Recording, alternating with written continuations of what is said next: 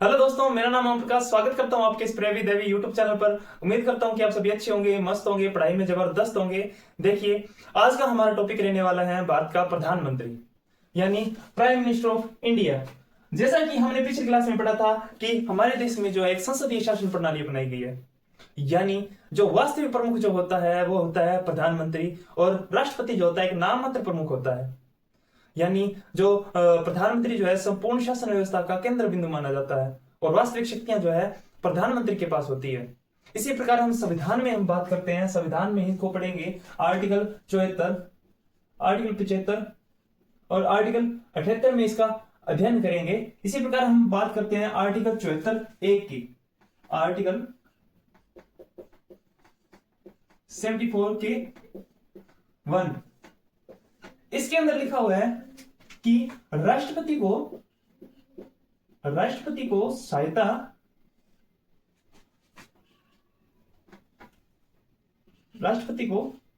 सहायता व सलाह देने के लिए एक मंत्री परिषद होगी, एक मंत्री परिषद होगी।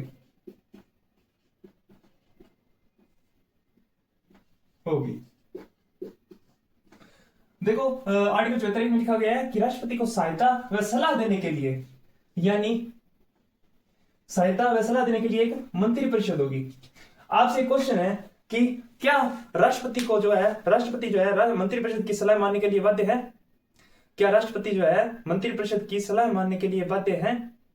तो एक बार हुआ था जब 42वां संविधान संशोधन के तहत 42वां कॉन्स्टिट्यूशनल अमेंडमेंट 1976 को सलाह मानने के लिए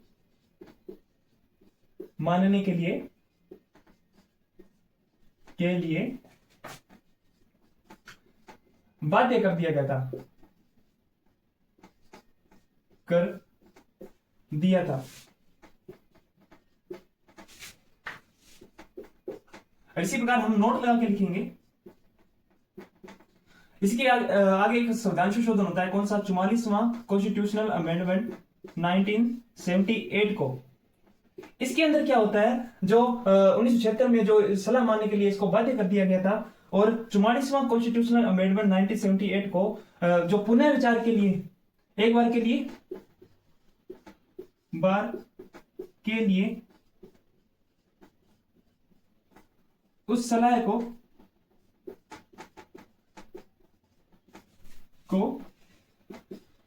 राष्ट्रपति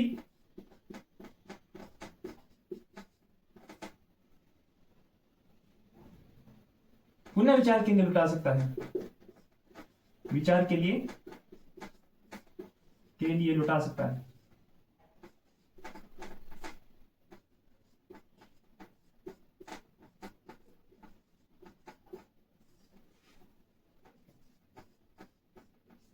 देखो, आर्टिकल 74 में हमने क्या पढ़ा था? राष्ट्रपति को सहायता व सलाह देने के लिए एक मंत्री परिषद होगी, और इसी प्रकार जो है जो सहायता व सलाह, क्या राष्ट्रपति जो है सहायता उस सलाह को मानने के लिए बाध्य है? मंत्री परिषद द्वारा दी गई सलाह को मानने के लिए राष्ट्रपति 42वें संविधान संशोधन 1976 के तहत बाध्य कर दिया गया था, परंतु जो 44वां संविधान संशोधन 1978 के तहत इसको एक बार के लिए वह राष्ट्रपति मंत्री परिषद को पुनः विचार के लिए लौटा सकता है, और जो पुनः विचार के बाद दी गई सलाह राष्ट्रपति मानने के लिए बाध्य है।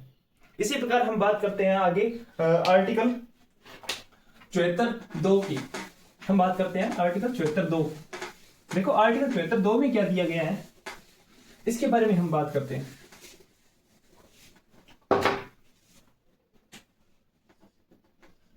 आर्टिकल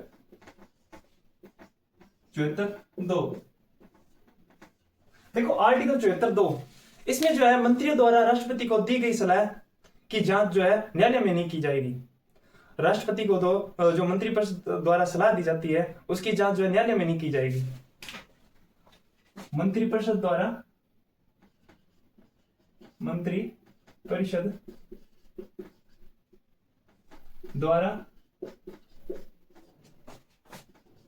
राष्ट्रपति को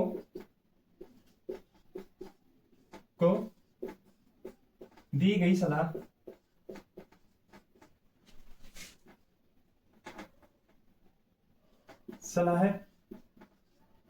की जांच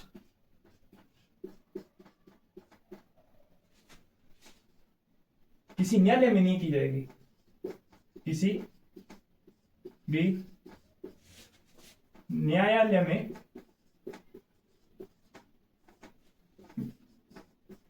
नहीं की जाएगी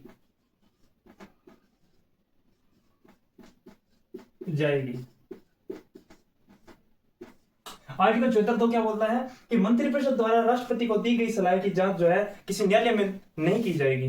इसी प्रकार हम बात करते हैं आर्टिकल 75। देखो आर्टिकल 75 जो है मंत्रियों के बारे में बात करता है। देखो आर्टिकल 75 जो है मंत्रियों के बारे में बात करता है, मंत्रियों के बारे में बात करता है।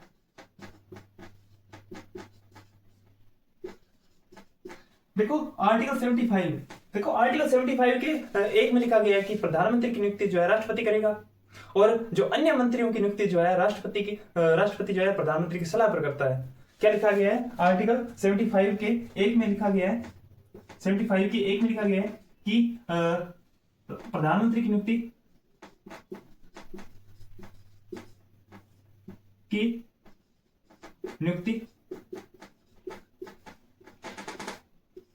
राष्ट्रपति करेगा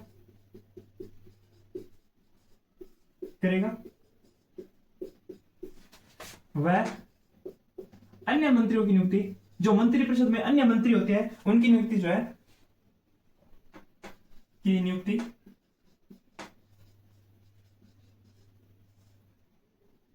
राष्ट्रपति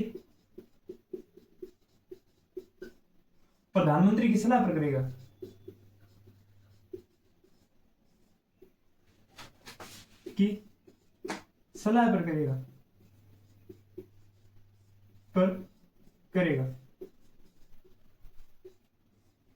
देखो आर्टिकल 75 एक में क्या लिखा गया है, प्रधानमंत्री की नियुक्ति जो है राष्ट्रपति करेगा, वह अन्य मंत्रियों की नियुक्ति जो है राष्ट्रपति प्रधानमंत्री की सलाह पर करता है।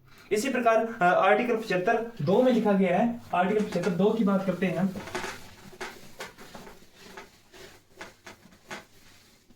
आर्टिकल 75 2 में क्या लिखा गया है, सभी मंत्रिपरिषद में सभी मंत्री होते हैं, सभी मंत्री राष्ट्रपति के प्रसाद पर्यंत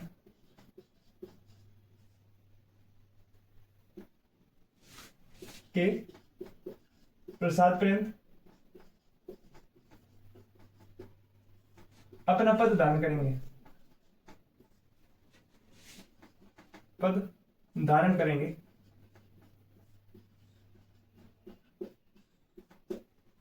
और इसी प्रकार आर्टिकल 75 3 की बात करते हैं।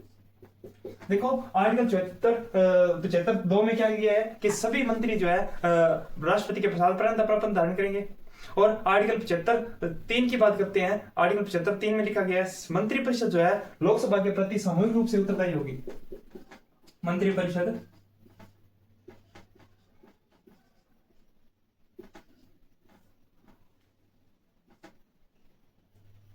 लोकसभा के प्रति सामूहिक रूप से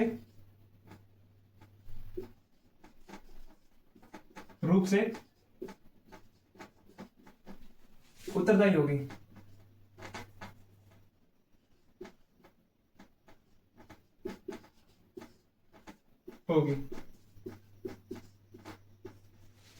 इसी प्रकार हम बात करते हैं आर्टिकल 75 4 की, जो मंत्रियों की शपथ जो है सभी मंत्रियों को शपथ जो है राष्ट्रपति के समक्ष दिलाई जाती है। और इसी प्रकार हम बात करते हैं जो राष्ट्रपति जो होता है लोकसभा में बहुमत दल के नेता को प्रधानमंत्री नियुक्त करता है।